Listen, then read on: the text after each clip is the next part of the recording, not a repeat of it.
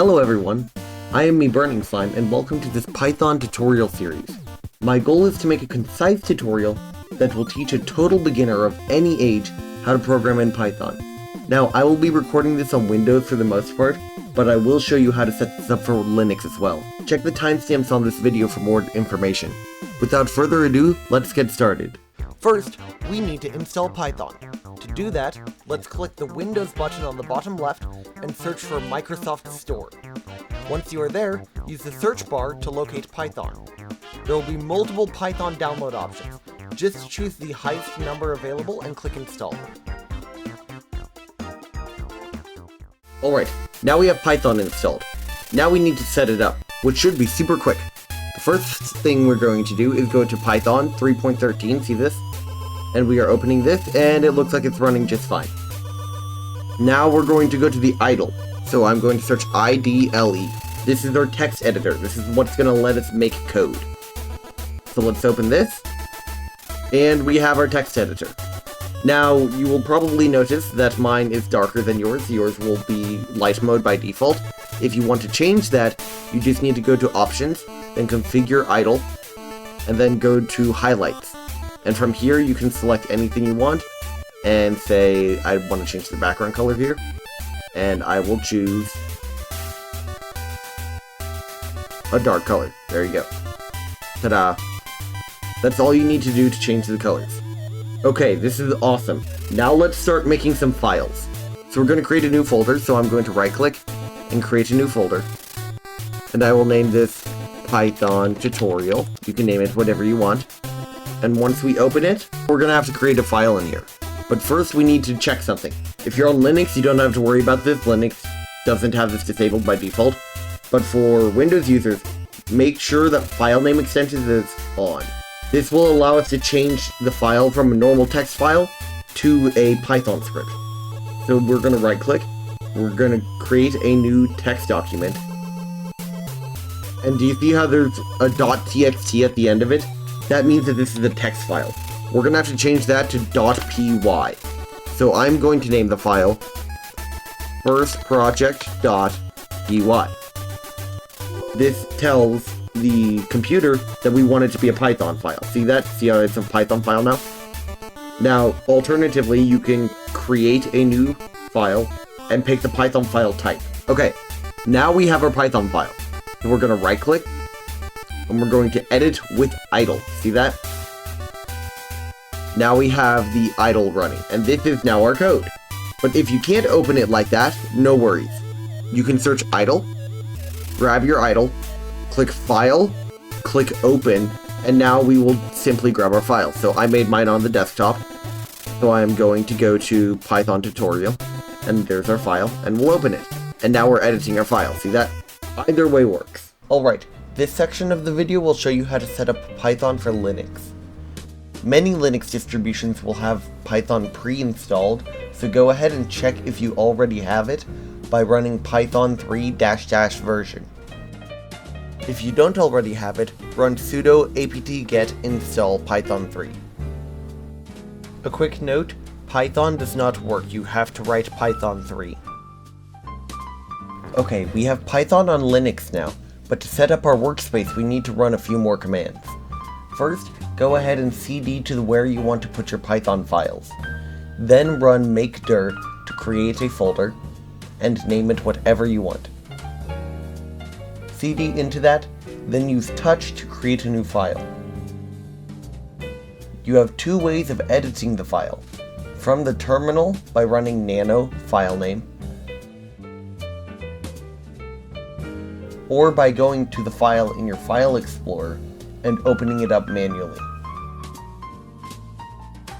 To run your file, you use the terminal and run python 3, then your file name. Alright, if you are able to access all of your files properly, then you are good to follow along with the Windows tutorial. Now in Python we have a couple of different statements. Basically, we're going to write a sentence that's not in English, but rather in Python. Think of it like learning Spanish or something. But this language is very close to English, so it's very easy to learn. So the first thing we're going to do is type in the word print. Print is going to tell the computer, hey, we want to show this text on screen. So we're going to do parentheses, and anything in these parentheses is going to show up on the screen. So I'm going to put 2 quotation marks, and in these quotation marks, I'm going to write our message. So I will say, hello world. Now we have our first code. Let's try to run it. So I'm going to click the button F5, and it was going to ask us if we want to save. You can click OK or click Enter. And now it runs our code. And look, it says hello world. Ta-da! We have our first coding project done. It's that easy. So, in coding, just like reading a book, code will generally run from the top to the bottom.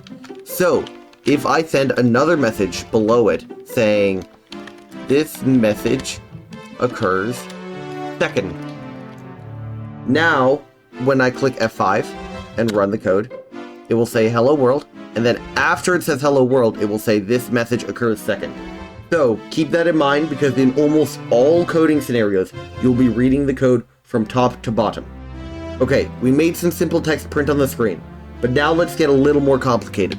Let's make a variable. Think of a variable like an address, like a home address or something.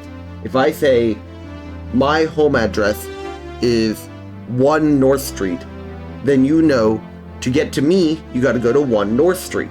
So, let's name a variable. I will name my variable variable1, and we're gonna put something at that address, inside of that home. And we're gonna say, what's inside of that home are the words, hello world. Now, if we say, hey, let's print something, but instead of putting what we want to print in here exactly, we're gonna say, hey, go grab the information from that address and print that. So we're gonna write variable1. And make sure these 2 variable names are the exact same. See this? Variable1 is not the same thing as capital V variable1. Those are completely different addresses. Okay, now I will click F5, hit enter, and we run it, and it says hello world. Look at that. And what's even cooler is while the code is running, we can change the variable. So let's take a look at this. We are going to set the variable to hello world. And then we are going to print that variable. And now let's say, hey, that was great, variable1 worked, but let's change variable1. Now I'm going to say variable1 equals, and I will say, I am now French. And now if we print it, because remember it reads from top to bottom, so after we change the variable to I am now French, we can now print variable1 again, and watch what happens. It now says, hello world, and then I am now French. So if we look at this, it will grab variable1 and set it to hello world. It will then print hello world. See this? Right here, it prints hello world. After it prints hello world, it will then change variable1 to I am now French, and then print that. That should be pretty simple. It's very, very effective though. This is the premise of most coding.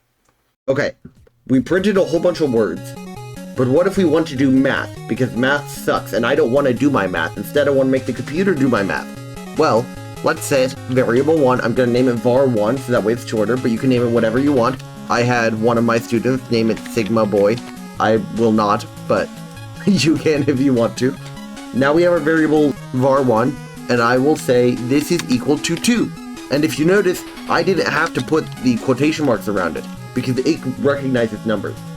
If I wrote potato like this, it would have no clue what to do with that, because potato is not a word in its vocabulary. But if we put this,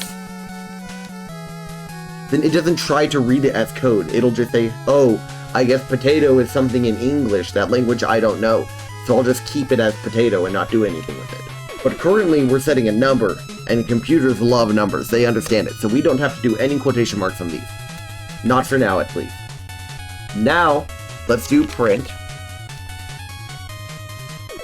var1. And when we hit F5 and run it, it will print 2. Okay, pretty simple. That's pretty easy. But let's say that we want to do some math, some real math. We're gonna do 2 plus 2. Now you don't have to write anything special on this. The computer just understands the math.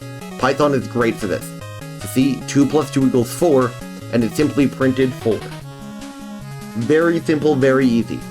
Now, real quickly, I will go over the symbols that you need to do for math. Just so you know, this is pretty much universal throughout all coding languages, so it's very essential that you understand this, is that if you want to add two numbers, it's the plus sign. If you want to subtract two numbers, it's the minus sign. If you want to multiply two numbers, then it's Shift 8 on your keyboard. And if you want to divide two numbers, then you click the / button, which should be on the bottom right of your keyboard next to the Shift button. Okay, but enough of that math stuff. Let's get back to some cool things we can do with it. The first thing I want to show you is input. Input will let us type something into the console as the computer is running. So let's say, hello world. And now when we run the code, it will say, hello world, and watch, I can type something back. Hello computer. And it works. But that doesn't do anything. That's not very fun.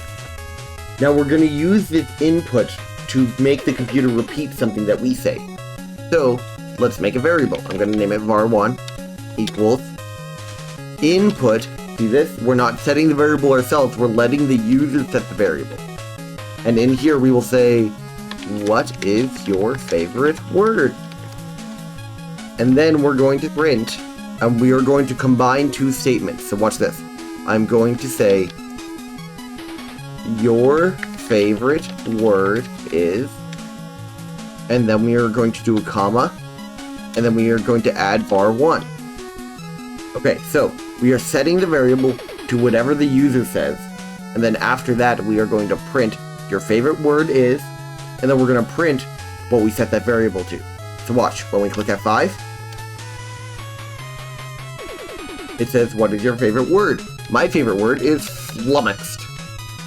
And now the computer says, your favorite word is, and then it says flummoxed. Ta-da! We just finished our first program.